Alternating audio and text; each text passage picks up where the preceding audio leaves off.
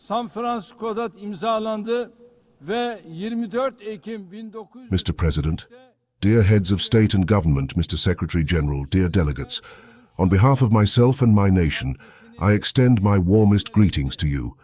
The United Nations, the 80th General Assembly, I wish you all the best for all humanity. I am delighted to address you once again on this stage, representing the common conscience of humanity. Congratulations to Mr. Yang, who has completed his presidency. I wish success to Mr. Baerbock, who has completed this mission. At the beginning of my speech, that the number of Palestinians increasing day by day is being recognized by the country. I would like to express my sadness that Mr. Mahmoud Abbas, the President of the State of Palestine, cannot be among us today. We are also here today to translate to the Palestinian people. I would like to thank all the countries that have announced that they will recognize the State of Palestine. I call on the states that have not yet made this decision to take action as soon as possible. Dear President, dear members, the United Nations Convention was signed 80 years ago in San Francisco and was adopted on October 24, 1945. I would like to remind you of the first words of the first article of the United Nations Convention. The purpose of the United Nations is to protect international peace and security. Yes, while we celebrate the 80th anniversary of the United Nations in this hall in many parts of the world, there are tragic events that will cast a shadow over the first words of the first article of the Convention. In Gaza, in particular, genocide has been going on for more than 700 days. Even while we are in a meeting, civilians are being killed in Gaza right now. The number of civilians killed in Gaza has exceeded 65,000. It is not yet known how many funerals there have been. More than 20,000 children have died. In Gaza, Israel has been cutting off the lives of a child every hour for the last 23 months. These are not numbers, friends. They are all one life, one innocent person. At the moment, people are being killed not only with weapons, but also with hunger weapons. In the 21st century, 146 children, 428 people have lost their lives from hunger under the gaze of the civilized world, and the number is increasing day by day. Now I will show you a photo that shows the daily life in Gaza. The first photo. As you can see, they are women with lehens in their hands. Ladies and gentlemen, let us all put our hands on our hearts and answer. Is there a reasonable reason for such a treachery in 2025? But this shameful sight on behalf of humanity has been repeating every day in Gaza for 23 months. 2.5 million Gazans living in 365 square kilometers are displaced every day. They are forced to migrate to another region every day. The health infrastructure of Gaza has completely collapsed. Doctors have been killed or detained. Ambulances have been shot. Hospitals have been bombed. Treatment is not possible. Operation is not possible. It is not possible to find medicine. Friends, as Tayyip Erdogan, I say with a burning heart and a crying heart. Unfortunately, innocent children who are not yet 2-3 years old have become the extraordinary photo of Gaza. Which of us can stand this? Which of us can remain silent? Can there be peace in a world where children die of hunger and drug addiction? We are all parents. We have children and grandchildren whom we depend on. Here in America, in Europe, wherever in the world, if a child gets a small thorn in his hand, parents' hearts burn. But in Gaza, children's hands, arms, legs are amputated without anesthesia. No one should apologize, but this is the bottom of humanity. Humanity has never seen such brutality in the last century. Everything is happening in front of our eyes. In Gaza, genocide is being broadcast live every moment through social media. Israel has deliberately killed 250 journalists working in the international press in Gaza so far. Israel has deliberately killed 250 journalists working in the international press so far. It has banned all entries to Gaza. But still, it could not hide the genocide. I wholeheartedly support Mr. Guterres, the Secretary General, who draws attention to the ongoing genocide on Palestinian soil at every opportunity. I congratulate him once again for his courage. However, the United Nations has unfortunately not been able to protect its own employees in Gaza. 500 people who were running for help in Gaza have been killed, and 326 of them are United Nations personnel. Mr. President, dear members, look, genocide is a barbaric concept that is used for the sake of the public image of people, just like the Holocaust.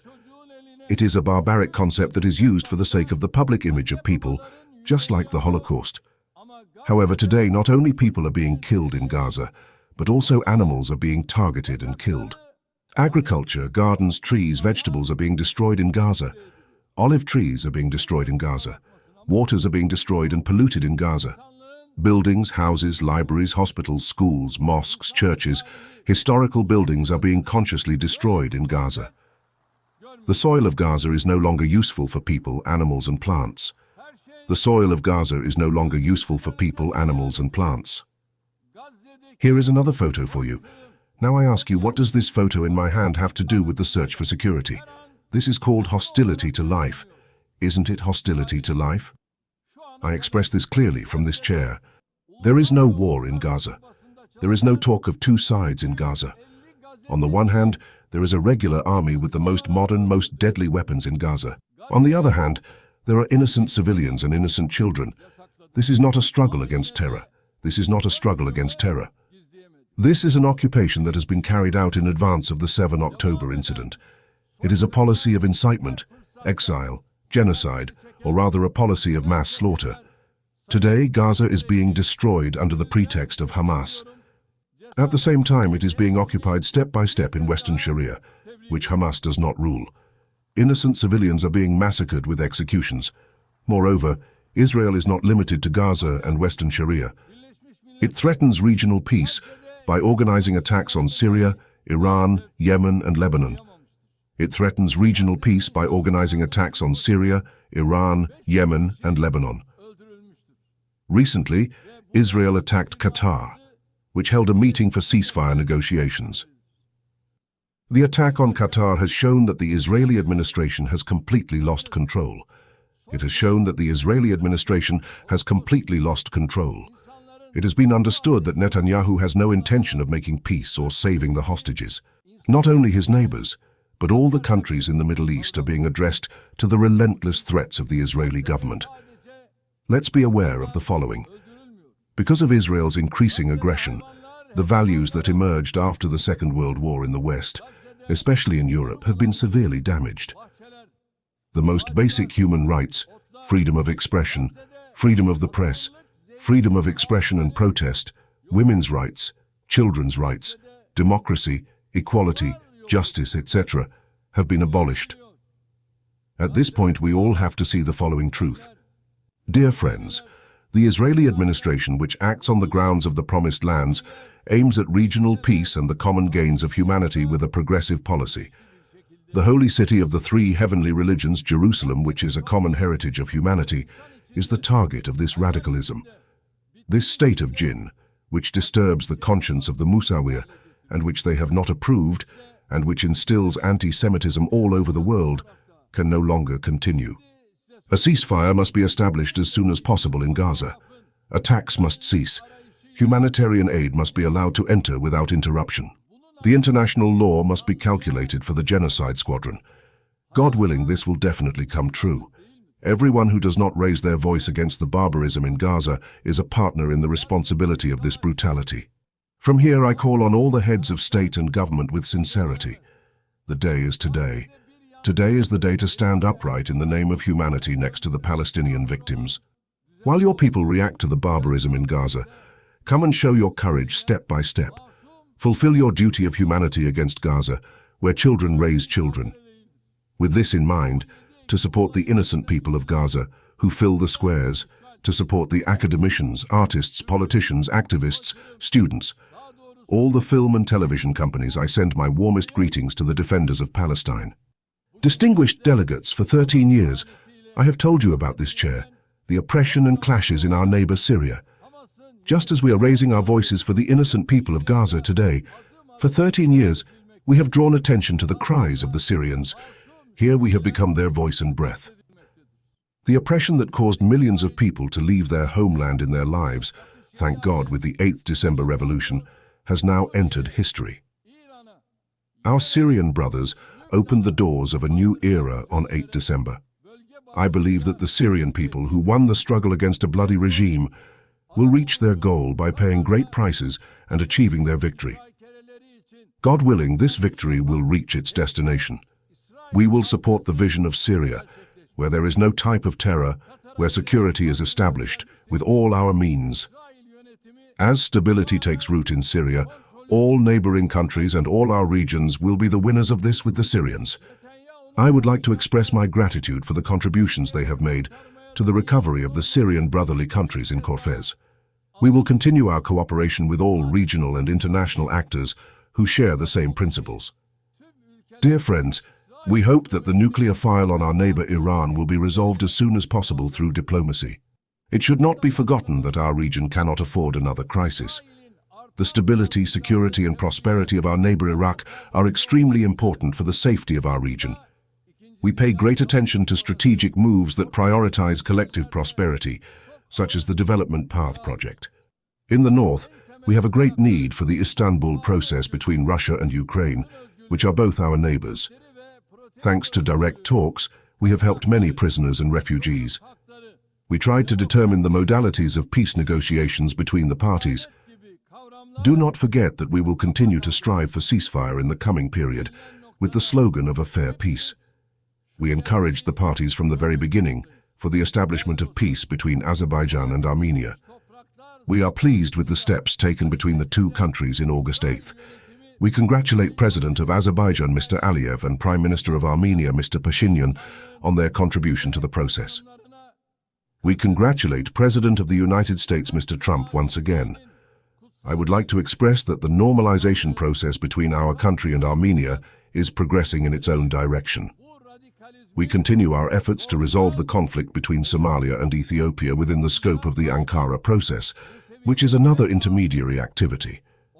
I hope that the parties will quickly conclude this initiative with success. We have been literally implementing the Montreux Treaty, which is the guarantee of security in the Black Sea, for 89 years. We want to see the Aegean Sea and the Eastern Mediterranean as a stable and prosperous basin for the legitimate interests of all parties. We are ready for constructive cooperation on all issues, including energy and the environment. We expect the same from our neighbors. For this reason, I would like to emphasize here that projects that exclude Turkey and the Turkish Republic of Northern Cyprus from the Eastern Mediterranean will not be successful. In the west of the island of Cyprus, Turkey has legitimate rights and authorities, while in the areas around the island, Cypriot Turks have legitimate rights. The Eastern Mediterranean Conference, which we proposed earlier, will contribute to the creation of a common ground. The solution to the Cyprus issue has been tried many times before, but it cannot be based on the federation model consumed by the Greek side due to its incompatibility. There are two separate states and two separate peoples on the island of Cyprus. Cypriot Turks have equal rights on the island and will not accept to be a minority. The international community must end the unjust isolation that Cypriot Turks have been subjected to for half a century. I call on the international community to recognize the Turkish Republic of Northern Cyprus and establish diplomatic, political, and economic relations. Mr. President, dear members, in the coming period, we expect a new beginning and vision in Turkey-EU relations. This vision should not only save the day, but also shape our common future by redefining the horizon. For this, it is important that the European Union is as ambitious and determined as us. As a country that provides clear security, we continue to contribute to the operations and missions of the United Nations, NATO, AGIT, and the European Union. We will gather the NATO summit in Ankara in 2026. We strengthen our relations in many areas, including trade, investment, energy, and the defense industry. The peace, stability, and prosperity of our sister countries in Central Asia, our homeland, is indispensable for us. The Turkish state organization continues to be a global actor beyond being a regional roof. We are working hard to maintain peace and stability in the Balkans, where our root human ties are. The Balkan Peace Platform, which we launched in July, is the latest example of our efforts in this direction. We will once again take on the task of the KFOR command in October this year. It is our basic desire to display an understanding that the administration in Afghanistan takes into account the surrounding society. It is our basic desire not to leave the Afghan people alone in the process of recovering. As Turkey and the Turkish nation, we will continue to be with our Afghan brothers forever. Dear friends, we consider the preservation of peace and stability in South Asia to be of utmost importance. In April, we are pleased with the ceasefire between Pakistan and India. We value the cooperation between the two countries in the fight against terrorism. We support the resolution of the Kashmir issue, with dialogue on the basis of the UN Security Council decisions and the expectations of our Kashmiri brothers.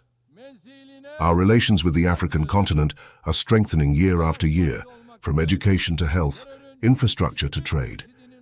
We continue our humanitarian aid activities while providing all kinds of support to Somalia's fight against terrorism.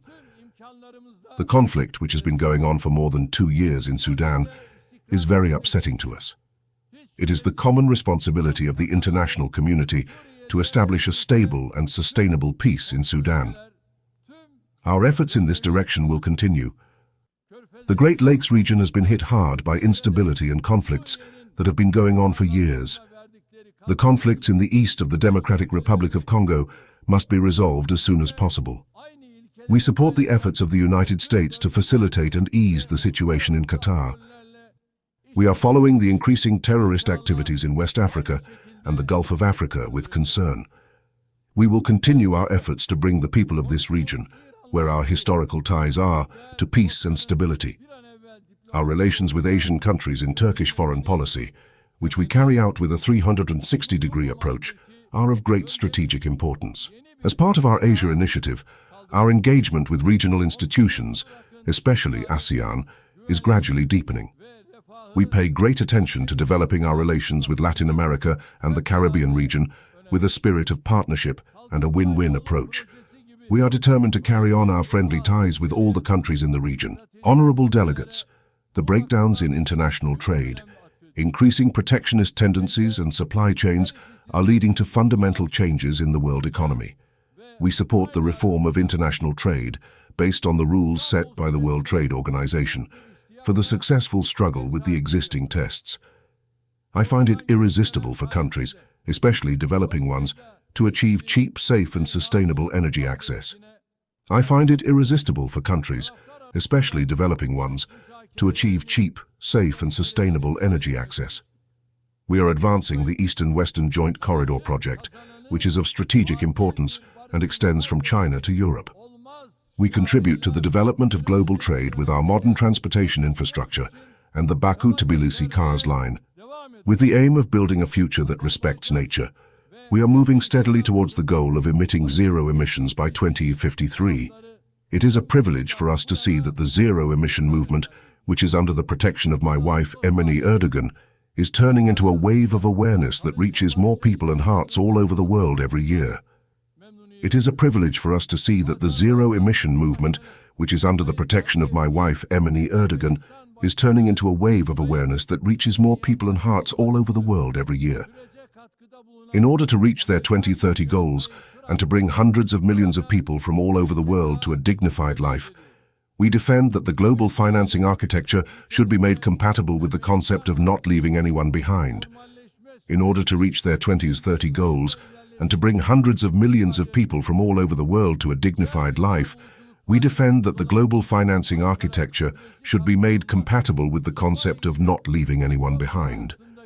Artificial intelligence technologies should not be used as a new tool of domination, but should be used for the benefit of humanity. The United Nations, the Technology Bank, and the digital and technological aspects are playing a critical role in the closure of the home ownership for the least developed countries. We believe that the Convention on the Rights of the Child in the Digital World, which we have prepared and which we will soon sign with universal consensus, will create a global awareness in this area. We look forward to your strong support for our efforts. We look forward to your strong support for our efforts. It is important that the United Nations Secretary-General is appointed as a special envoy to fight Islamophobia. As I stated here last year, the family institution is under threat as never before. Defending the family consisting of men and women also means defending humanity, nature, life and the future. As Turkey, we will continue to defend the family in the face of increasing attacks. If you like this video, then like, share and subscribe to Mirror Now.